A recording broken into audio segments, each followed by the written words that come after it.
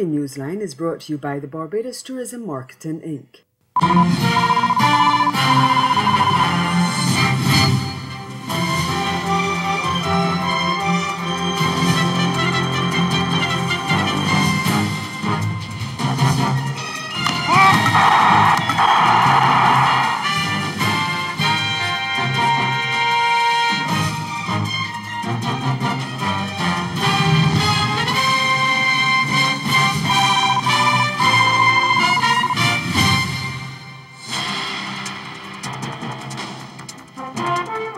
Regional leaders at odds over financing the CARICOM Development Fund. Our top story in Caribbean Newsline for Friday, July 5th. From the CNC News Center in Bridgetown, I'm Dawn Paris. Good evening.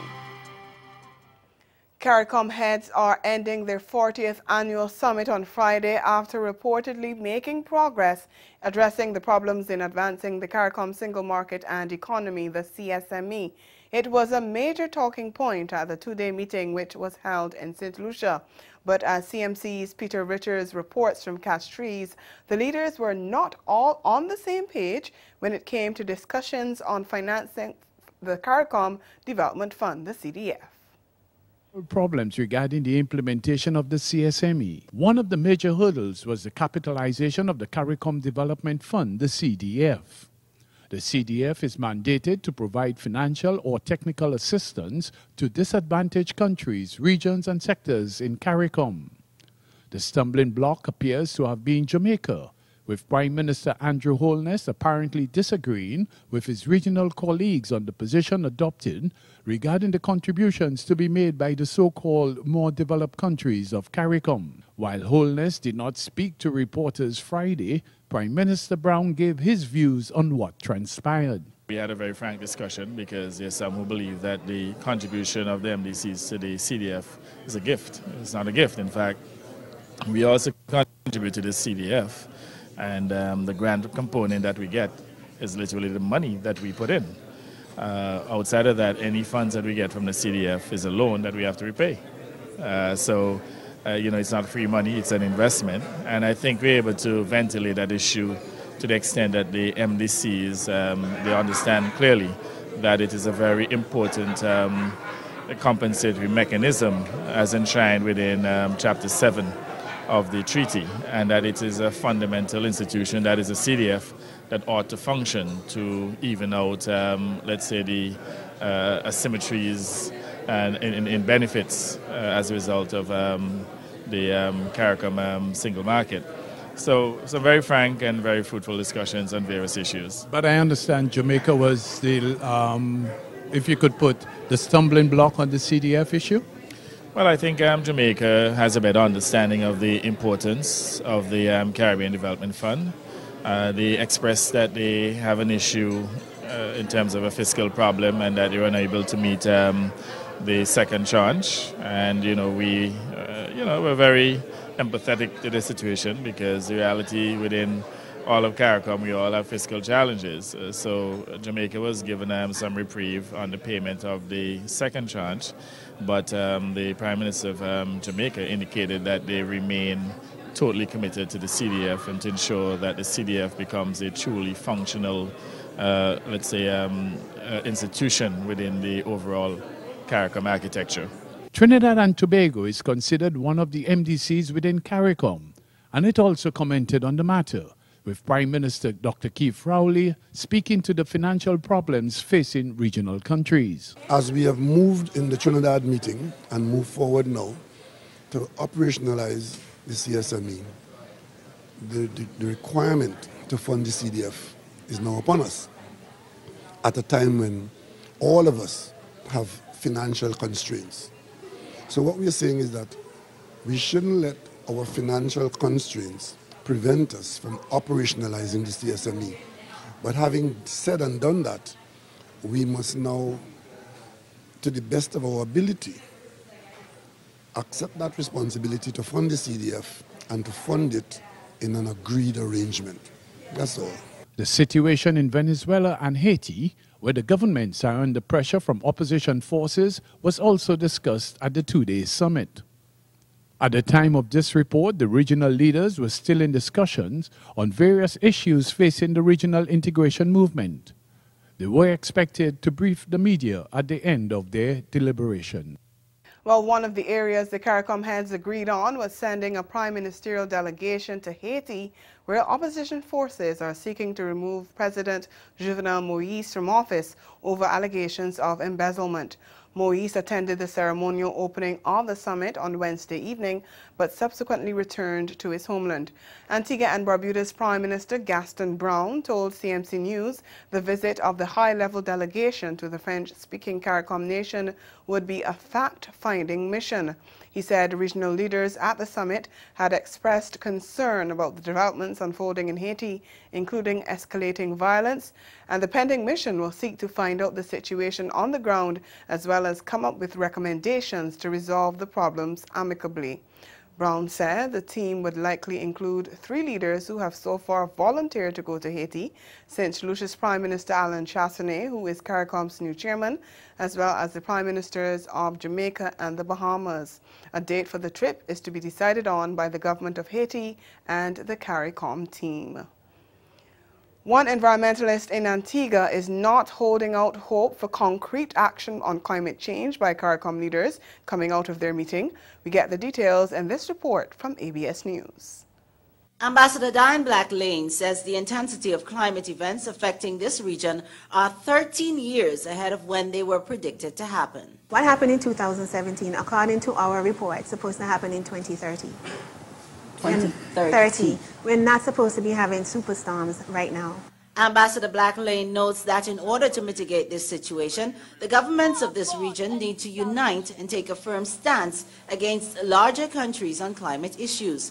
However, she holds out little hope of concrete action emerging from the ongoing CARICOM heads meeting in St. Lucia. If I'm candid, based on our discussions and what we've been hearing, that they're ready. CARICOM is ready to be bold and to step forward. I don't think they're going to get an agreement to be able to be bold. She says previous attempts by CARICOM to provide guidance throughout the region have been marred by politics and policies which are inconsistent with science. In other news, a helicopter crash off the Bahamas on Thursday afternoon claimed the lives of 7 Americans. Among them was coal billionaire and philanthropist from West Virginia, Chris Klein, who would have celebrated his 61st birthday on Friday. The Royal Bahamas Police Force reported that the 15-seater helicopter took off from Big Grand Key around 2 a.m. en route to Fort Lauderdale, Florida.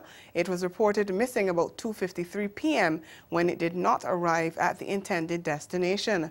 Police officers and residents of Grand Key later discovered the helicopter overturned in 16 feet of water about 9 miles off Grand Key in the Abacos. The bodies of 4 females and 3 males were retrieved from the aircraft. The identities of all the victims have not been released, but it is reported that Klein's daughter was among the dead. The cause of the crash is under investigation by the Royal Bahamas Police Force and officials from the Defense Force and the Department of Civil Aviation.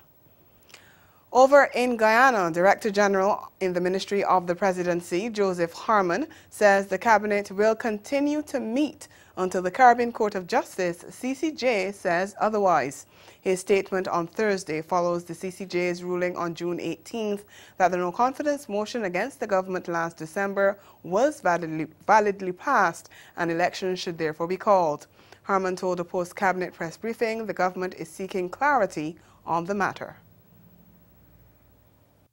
We have seen nothing in the ruling of the CCJ which says that the cabinet should not meet. And in fact, the Article 106, 107 speaks to the president and the government remaining in office. And so this question of clarification, whether the cabinet meets or not, is in fact one of the submissions that's made to the CCJ for them to give clarity to it. So we will await the clarification of the CCJ on that matter. The CCJ will hand down specific orders on July 12th regarding how the government should proceed with general and regional elections. Still to come, a Dominican farmer appears in court for allegedly threatening the Prime Minister's life. That story and more when we return.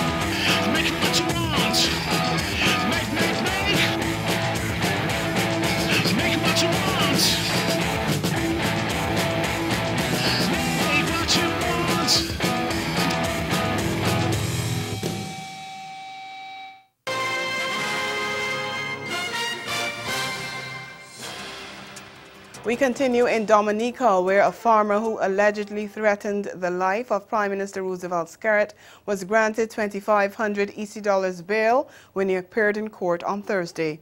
Leslie Martin pleaded not guilty to the charge that he said to another person on June 20th, "It's not you I want, it's Skerrit I want to kill." The statement surfaced on social media last week.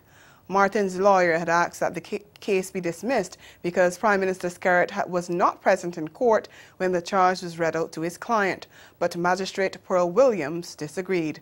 The accused has been ordered not to make any contact with the Prime Minister. He's due back in court on August 29th. Earlier this week, Police Commissioner Daniel Corbin warned citizens against making threats against any politicians during the ongoing election campaign. He said police would act appropriately against those who use social media to make threatening and inflammatory statements that incite violence. Agricultural officers in Belize are moving to crack down on contraband fruits and vegetables entering the country after a quarantine team seized 20,000 pounds of such produce last month. Among measures being put in place are checkpoints for inspections, as well as surveillance and intelligence gathering to regulate imports and prevent the entry of pests and diseases. Technical Director of Quarantine at the Belize Agriculture and Health Authority, Margarito Garcia, says the illegal commodities are coming from Guatemala, Honduras, and Mexico. And according to him, the prevalence of the black market items makes the agriculture sector vulnerable to imported diseases and also affects the earning capacity of local farmers. 2 weeks ago, we've been hearing about how farmers complain they cannot sell their products. We've been out there. We have intercepted, just in the past month, we have intercepted 20,000 pounds of illegally imported commodities, just last month alone.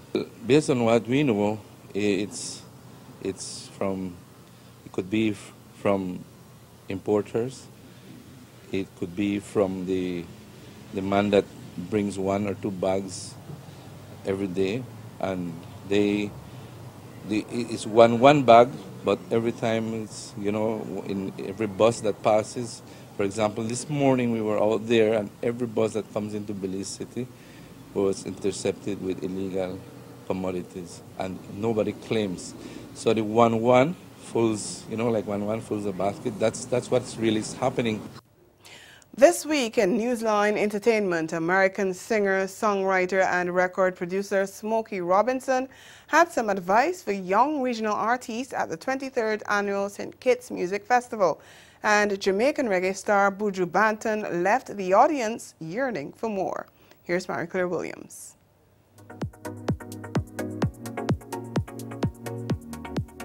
Smokey Robinson is a household name. He was the founder and frontman of the Motown group The Miracles, for which he was also the chief songwriter and producer. The veteran in the music business performed on a stage with local, regional, and other international artists on the final day of the St. Kitts and Nevis Music Festival last weekend. But before he took the stage that Saturday night, he attended a press conference with some of the other performers in the morning and spoke about his own struggles with drugs. As a person who went through a hell of a drug trip, nobody knows that about me because mine was kind of secret, you know. But for 2 years, I went through it. And he advised young artists in the region not to fall into the same trap that he did. When I started doing it, it wasn't like started when I was young, you know, and foolish. I was grown. My career was grown. I couldn't have asked for a better career at that time. But I didn't think I could get hooked. And see, that's a bad mistake because drugs don't care who you are or what you're doing or where you are or what your call is or any of that. If you open that door, they're going to come in. So I say, don't open that door. That's what I tell young people. Don't open that door. Don't think that you can be the one who gets by it and says, well, no, it can't get me, because that's what I thought, you know. But that's a bad mistake. I was blessed. I was fortunate. I came back, and I haven't had any drugs since May of 1986. Hours later, when Smokey Robinson took to the stage, he thrilled his fans.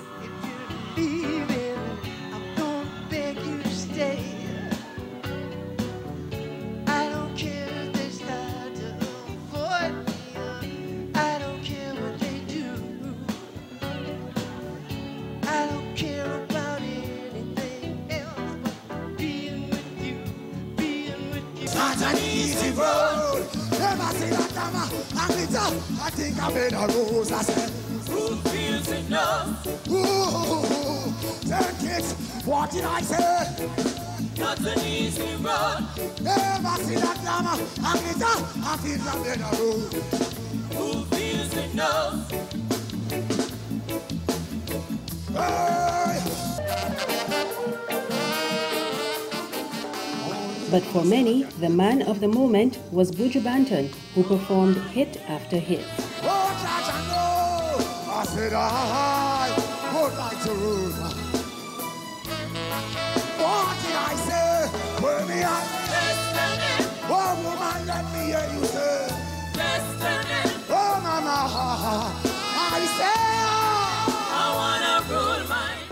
Among the other performers on the final night were violin queen Mappy and Ella May.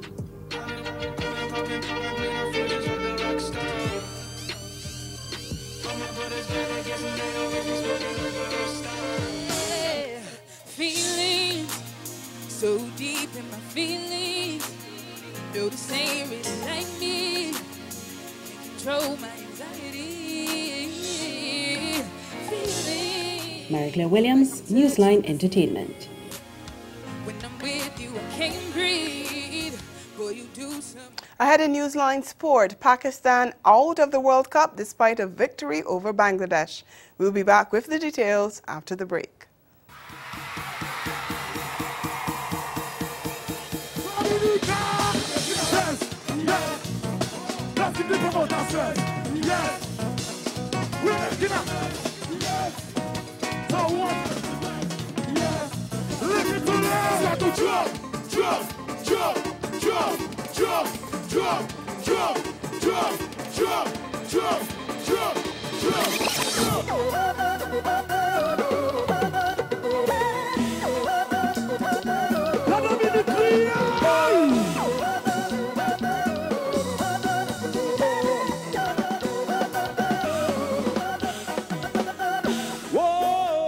Sandrina Joseph, 29, and her boyfriend, Jeremy Abella, 26.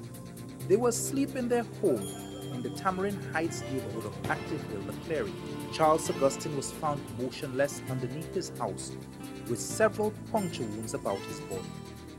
Ezra was nowhere to be found. Charles was pronounced dead that morning, and his son Ezra was subsequently tracked down by the police and arrested. After listening to fans beg for new music, Rihanna has finally confirmed that she's working on a new album that will reflect her Caribbean background more than anything she's done before. Although the star has played the dancehall and reggae vibes on songs such as Ponder Replay, Man Down, and Work, her pop and R&B tracks have been the foundation of her musical success. In a new interview with T Magazine, the Barbadian boss shared that her next album, tentatively titled R9, will truly speak to her Bajan roots.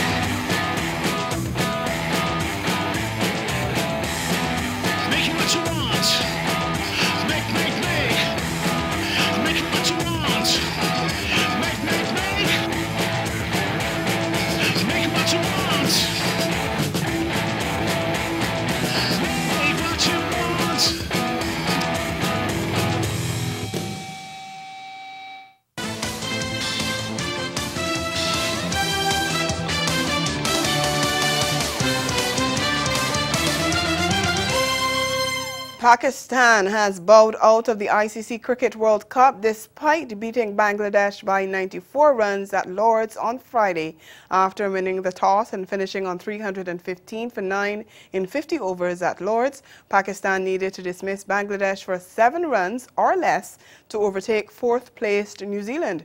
Imam-ul-Haq smashed a top-scoring 100-ball century and Babar Azam 96 in 98 deliveries. On high, and should be taken, and is.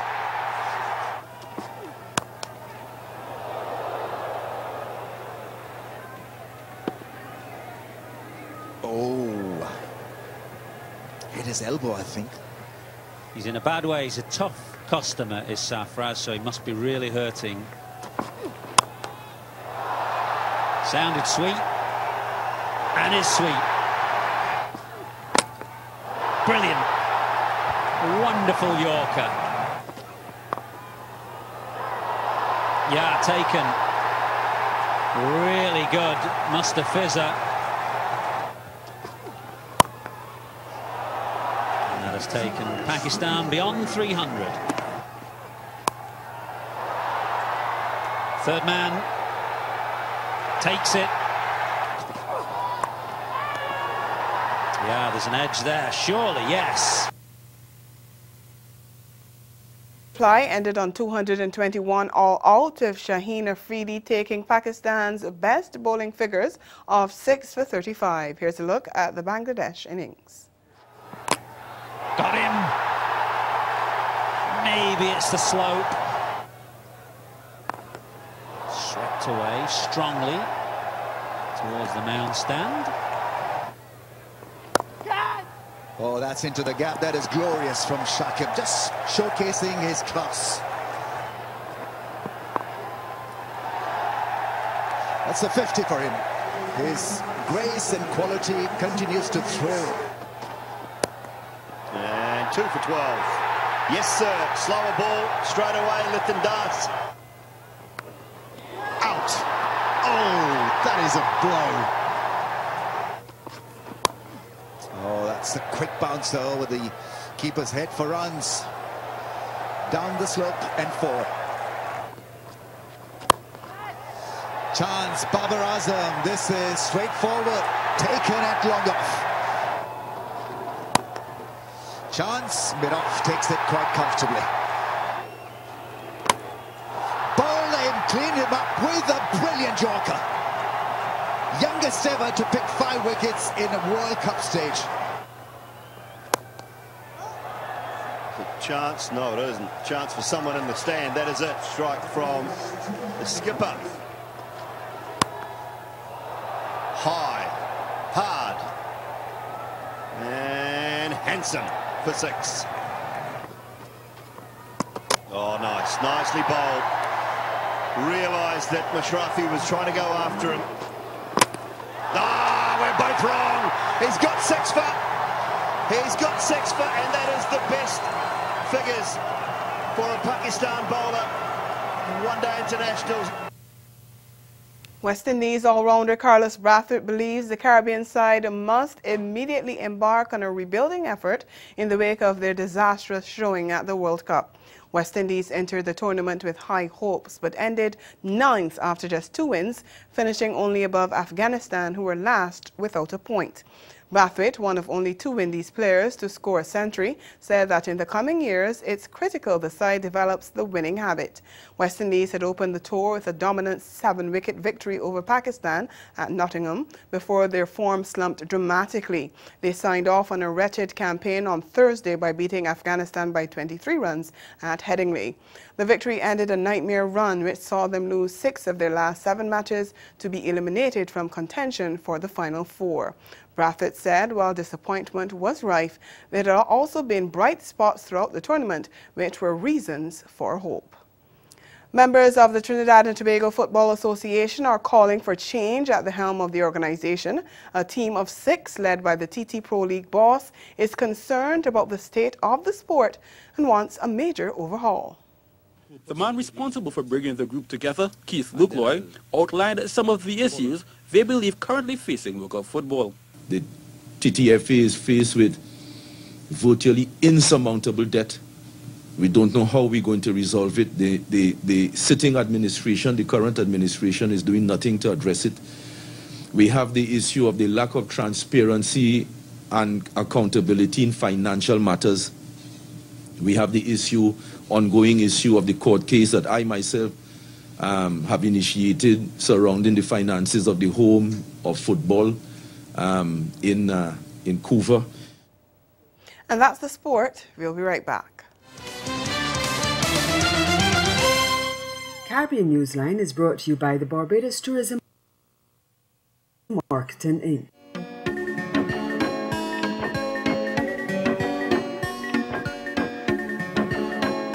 Welcome to this year's 50th Caribbean Broadcast Union Assembly on the island of San Andres. San Andres is a small archipelago located in between Jamaica and Panama in the Western Caribbean Sea. A lush, exotic island rich in culture, history, gastronomy, and breathtaking scenic views.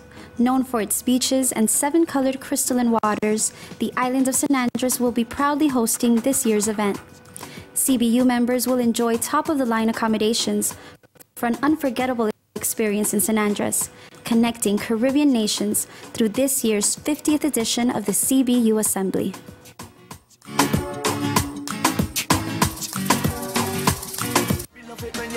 Turn it so, wine and turn it so, oh gosh, come give me. Control wine, control wine, giving that spicy Bajan wine. Ready to bet, soaking wet, drinking rum and brandy, whiskey too. Down the road, down the road.